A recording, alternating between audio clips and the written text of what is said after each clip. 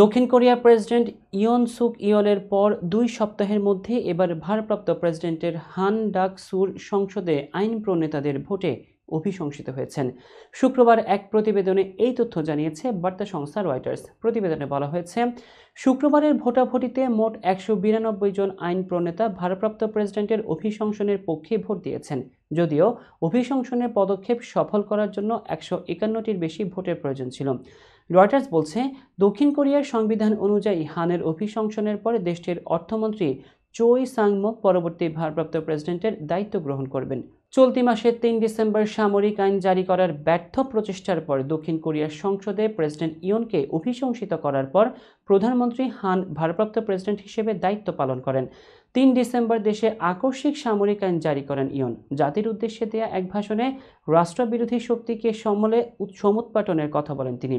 এই ঘোষণায় পুরো দক্ষিণ কোরিয়া স্তম্ভিত হয়ে গিয়েছিল। শুরু হয় তীব্র প্রতিবাদ এবং বিক্ষোভের মুখে পিছু হটেন ক্ষমতাসীন দল পিপল পাওয়ার পার্টির এই নেতা।